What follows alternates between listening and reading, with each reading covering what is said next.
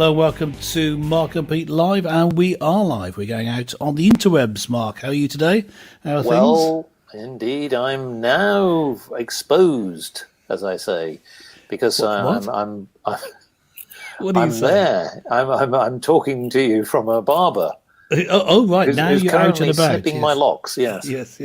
If only that were true. I know that you don't really have enough hair to do that. I think your little icon actually presents you in a very good light. I love the See the moustache. The moustache, Yes. you see, is getting very droopy. Now, if you're listening to this and thinking, what's going on? What's the topic today? Well, we do have a topic. We'll get there in a minute. We're going to be talking about a famous person who was well known for his pithy epithets. Yes. And we like to be politically correct on this show, so I'm going to say, try saying pithy epithets with your Irish false teeth in. We used to say that, didn't we, back in the day, Mark? Yeah. Bit of Let's stop Irish saying humour. that now. It's almost like a large gaffe, isn't it? But we know somebody else who used I to... just made a large gaffe. Yes. Well, yes. Oh, right. Nice segue. Yes, we know someone else. Yes, we do.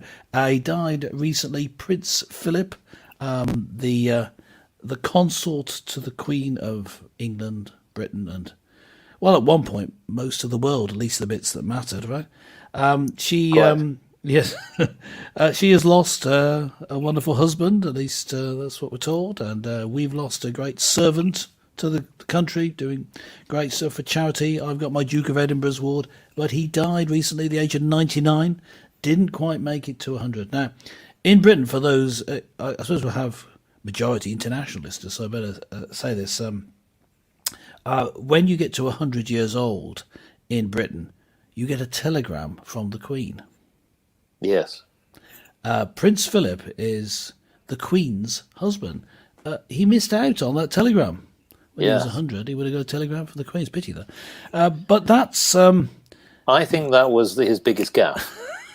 maybe his biggest gaffe. But we are going to be talking not about his legacy or about his character, not specifically anyway. We're going to talk about Prince Philip's greatest gaffes. Let me do it. Prince Philip's greatest gaffes they're recorded and remembered everywhere. I think I would characterise him as a bit of a lad, a bit of a beast. He just said what he thought, or if a joke occurred to him, he said that. It's what we all aspire to be. Well, yes. What I aspire to be. Perhaps that's just me. Is that just me? Let me know. Actually, any comments you've got, put them in the chat as this is going out on YouTube and some other video sites. There's always an opportunity to put a comment. So put a comment. Tell us what you think. We accept all different comments as long as you agree with us. I'm putting in my comments right now. As long as you agree with us. Yes. I say that laughingly because I know that most of you won't and will put horrible comments below. Whatever it is, just put it. The comment is for your opinion, not ours. Now, Mark, we're going to set this up just by you having one of your exceptionally silly comments. There's nothing wrong with a silly comment, a silly poem. I didn't mean silly comments. I said the wrong word. I meant silly poems. We used to have we have a podcast that goes out every week, The Mark and Pete Show, which if you want to listen to it, if you really want to, just type into your browser markandpete.com. That's what's going past on the banner at the bottom of the screen, and that'll get you there. But we're going to have a slightly different style here. That's more of a radio show style. We're just going to have a bit of a chat about Prince Philip's greatest gaffes. Take it away, maestro, with your latest poem. Well, I think that it's important to sort of set some scenes before we actually get into the quoting part, because I think many people may not necessarily know all about Prince Philip's career. And I think the only one way to do that is just to somehow consolidate it in the finest form possible. Yes. A poem, of course. Yes, absolutely. Philip, keeping a tight ship. He began his career on a battleship, which became one of Britain's flagship, and he took up a naval leadership and much seafaring ownership. He then joined Elizabeth in courtship and quickly entered companionship that soon resulted in long-term kinship and eventually statesmanship. For years, he took up ambassadorship as well as great horse sportsmanship, with lots of fun and gamesmanship in many a carriage championship. He encouraged the Duke of Edinburgh membership, and with every quip made many a media censorship. And now his ship makes one more final trip to tackle God, his almighty lordship. Yes. Yes. So Made there that we final go. move. Yes. Yeah. His final. Goodness, I do not fear. I fear for God Himself. For the following reason, if which is possible. a good segue into Gaffes. He's got got some good ideas. What will he say when he finally reaches the Almighty? Well, we could speculate on that, and if you do have any ideas, again, put it in the comments. We've got. Well, I think you've got a list though of some of his actual I would quotes, like to open up with ahead. One of his the opening zinger. His infamous, dare I say, famous or infamous lines, and this is when he visited China, yes. and he was talking to a British student at the time in 1986, and he said the following: "If you stay here much longer, you will go home with slitty eyes." Now that seems to be on the surface extremely tasteless and slightly racist, and that's because it is. Exactly. Unfortunately, he didn't seem to care or the consequence of a comment. Yes. So you get the good and the bad. Now, it's interesting that is insensitive. Is it racist? It's not really, because it's a joke about it was deemed something to be, that's and true. It was all over the media, almost headlines everywhere. Now, can you just repeat?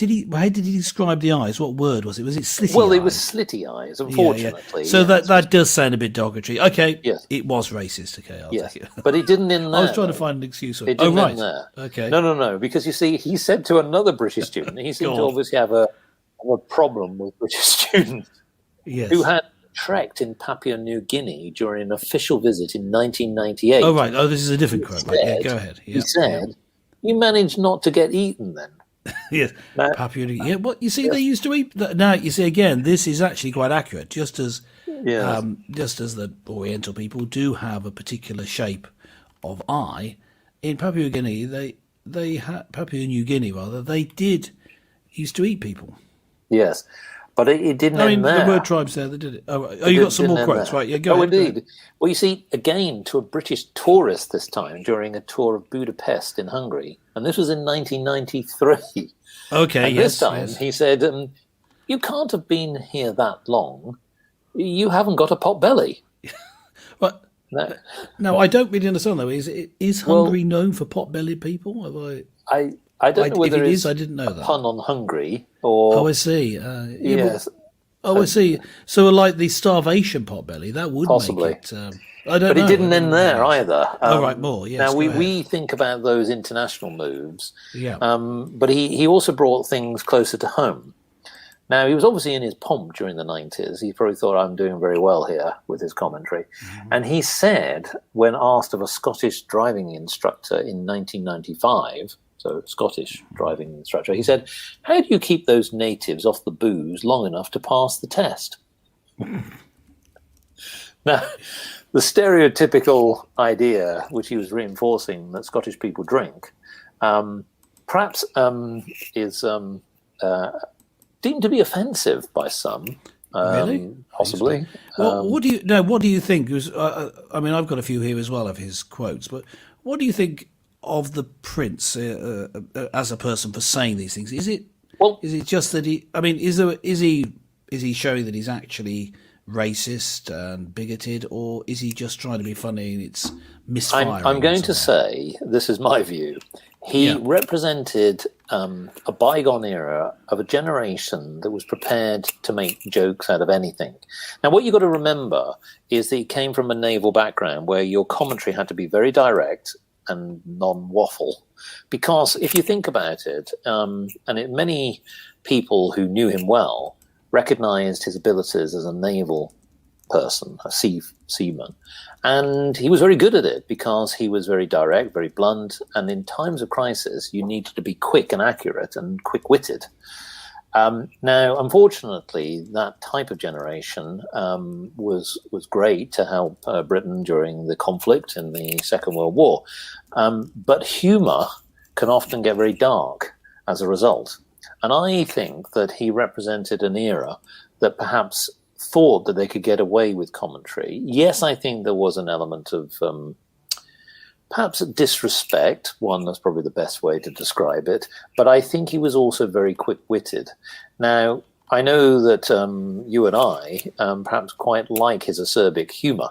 I think for many, as decades moved on, it sort of clashed a little bit as people became a little bit more, perhaps more diverse and socially inclusive. And this is where I think he perhaps struggled. Bearing in mind he was an ambassador for the United Kingdom. He was representing the Queen on many occasions. Unfortunately, he, should we say, put his foot in his mouth too many times. But having said that, he would have made a great stand-up. I think he was missing his true vocation. More than that, I think he was. Now, the sort of accusations of racism were things like this.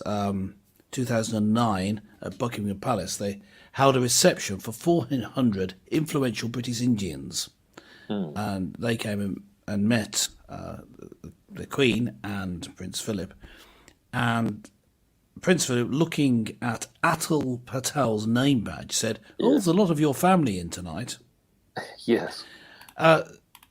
Which I don't think that's racist at all, but he was accused of it at the time.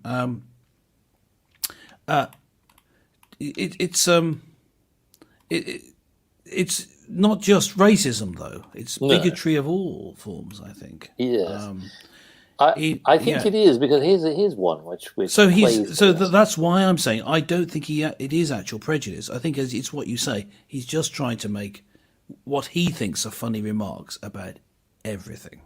Well, I think so, and here's a good one where he says, during a trip to Canada in 1976, he said, "We don't come here for our health. We can think of other ways of enjoying ourselves." Yes. Yeah, well, that's it. No, let me see if I can find some. Yes, I think that one of the things... I've got one here, by the way. Let me just put this one in. Now, in Britain particularly, the Chinese food came over just after the Second World War, and was very popular from the Canton region of China. So, with that in mind, he says to the World Wildlife Fund meeting in 1986. Now, of course, he was a big supporter of this. I think he's the actual patron. I believe that he was. And he's very hands-on. President. President. Very hands-on. Apparently, he's very, very good. At a meeting. At a meeting in 1986, he says, "If it has 4 legs and it's not a chair, if it has got 2 wings and it flies but it's not an aeroplane, and if it swims and it's not a submarine, the Cantonese will eat it." So, it's obviously a joke. He's doing funny. He's not. It's clearly a joke. It's quite a well set joke. It's actually a pretty good joke, and that's the point that I would make in favour of what you would say. Is he just trying to be funny? Well, in some cases, I would say in most cases, he is being funny. Well, I think here's an even It is funny. One. Yeah. Well, this is one which I think is funny. Unfortunately, this time he wasn't on a political note. He did not hold back, even to well-known stars of the day. So this was something that he said to Tom Jones, yes, the singer, the famous singer, after a Royal Variety performance in 1969. He said, "What do you gargle with? Pebbles?"